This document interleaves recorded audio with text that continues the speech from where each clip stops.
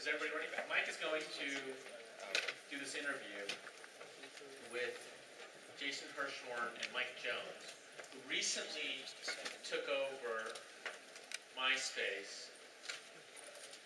And, you know, it's one thing that you already said, you know, a point that he made was that sort of the internet is accelerating, the pace of change is accelerating so fast. And all you have to look at is, you know, even MySpace, which was the kind of first, you know, there was Friendster, right? And then MySpace. And MySpace, I think, was really the first social network to go mainstream and go crazy. And then Facebook came along, right? But MySpace isn't out of the game yet. So we can find out what their game plan is. Michael? You guys ready to come on board? Yeah, okay. All right. I thought you were going to introduce the co-presidents. I did. Oh, you did? Yes. Oh, we weren't paying attention. Jason, and Mike. Mike Jones, Jason Hirschhorn.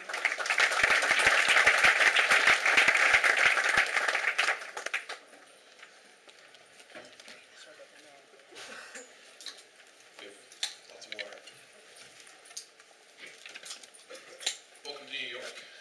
Thanks for having us. Are you guys doing any business here other than this event? No. Jason, you live here part-time. It was supposed to be part-time, but I think I've been back in New York City in like 20 days. You're part of LA now. Yeah, unfortunately. I'm not an LA guy, but it is nice to live there. What does that make me, an LA guy? You're not that shallow. Thank you. So you guys you're co-presidents of MySpace. Yep. Do you ever disagree? All the time. Just quietly behind the door, you like? No, in front of people, actually. Yeah.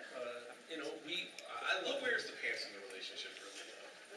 Yep. I couldn't fit into Mike's pants, but that's beside the point. Debate is part of the relationship all the time. And, you know, we said it publicly before, but Mike and I have different styles. We've never really disagreed around the strategy or the creative aspects of it. And not only do we like to debate as we sit on desks on opposite sides of one another in the same office, but we actually like to debate inside the company because that, I think, buoys the product to another level. And MySpace is in such a transformative stage that we really need everyone to really question what they're spending their time on and what they're working on. Right? That's a big part of making MySpace better and bringing it to that next phase. And just as we're going to, you know, work on. Call him. I just taped this. Oh, seriously? All right, sorry, guys. That's a little bit amateur hour. All right, sorry. You were saying, you were explaining why you've lost 25 million unique visitors since you guys took over. Let's think about this. When we started, we were at around 120 million unique users worldwide. Yeah, and now you have 70. We have 120 million unique users worldwide today, too. Well, according to ComScore, you had 126 when you started. What did you say? We're about 120 today. And you have 111 now. Well, it was roughly the same. They're calling that a 12% drop, but you're saying it's, you know. Listen, like our U.S. numbers have been fairly flat, bumping between 68 to 70 and change. Yeah. Right, global numbers are hovering around there. But it hasn't Page been. views are down 55%. Page views are down. Partially by design. Substantially by design. Where MySpace originally had such a focus on creating a mass volume of page views, there were a lot of processes in MySpace that took 10 page views to accomplish something that should get done in one. Right? We've been systematically removing that from the system. So if you go down another 50% in page views over the next 12 months, is that more success? Sorry. That's fine. Let's talk about the juju. Let's talk about product. Sure. What is MySpace better at than anyone else? Well, what we want to be better at, and it's a staged process, is discovery. And we've talked about this many times before, but it's a place where you go to meet other people that are interested in the things that you're interested in. So it could be the music, or the movies, or the television, or the concert that you saw last night. It's really about who you are through the things that you're into. While you still have the basic social network functions of being able to upload photos and videos and talk about your grandma's, picnic, it really is this lane around entertainment and content and how you express yourself. And we need to make sure that you get to that content in a way that is social, but also systematic and algorithmic, through trending products, through targeting of content. Mike can talk to some of the specifics. Yeah, I mean, also I think what I've noticed that as MySpace focuses on this concept of discovery, where people are discovering new bands, new content, new people within MySpace, the fact is their usage patterns are going to be very different, right? So whereas when MySpace was primarily a communication tool, people might have been coming back to MySpace 30, 40 times a month, right? Our consumption pattern is going to be very different now, because we're expecting that people won't be consuming MySpace as frequently when we go into this mode of discovery.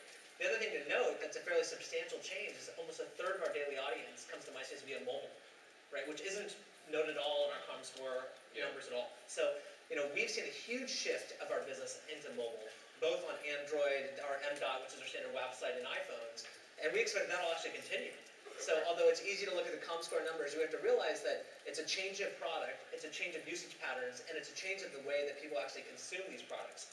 So it's not just like an even-to-even match year over year. Specific to the younger demo that we, sort of focus on, mobile is the remote control of their lives. And I think some of the things that we need to look at is how do our current products and the future products transition into mobile. And I think for everyone in the audience, clearly the transition to mobile is happening faster than the monetization of mobile. Yeah.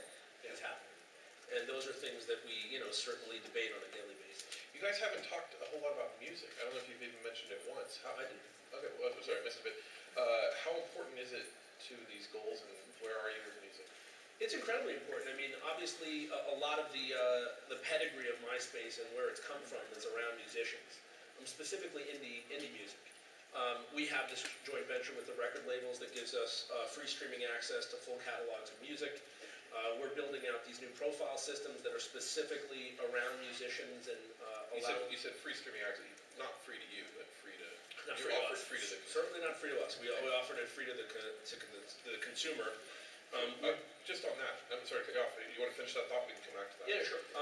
We're building out all sorts of tools for musicians, whether it be dashboards so they can see how they're doing, or better presence management on the internet.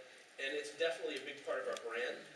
We are still a very big social network, and the majority of our traffic isn't music, but it's important to our brand, and it's important to get it right around content and those that create content and distribute it on MySpace so that we can then duplicate that to whether it be comedians or indie filmmakers or any of the entertainment areas we're focusing on.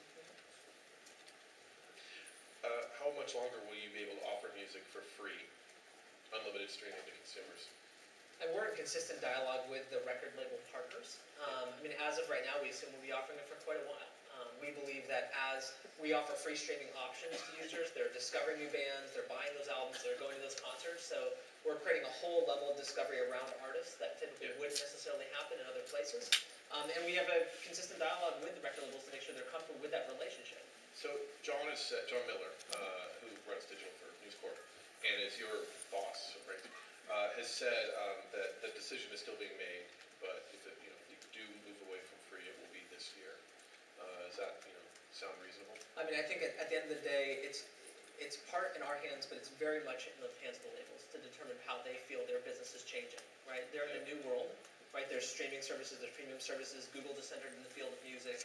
You've got Apple that substantially changed the landscape of music sales. And then you've got MySpace that allows this level of discovery. We really want to be on the point of discovery. I think consumption's important, but the reality is I want people to say, I came to MySpace, I found about 4 or 5 new bands I had never heard about before. Super excited, I'm going to go out and buy their albums, I'm going to go to their concerts. Well, I think we're generally less... Is that model really playing out? Do you think that you think it's sustainable to offer free music to people, free streaming music, and you'll make it back through ads, through purchases? I think it's sustainable, and through concert tickets and the things that were talked about when MySpace Music launched? The model works for us today.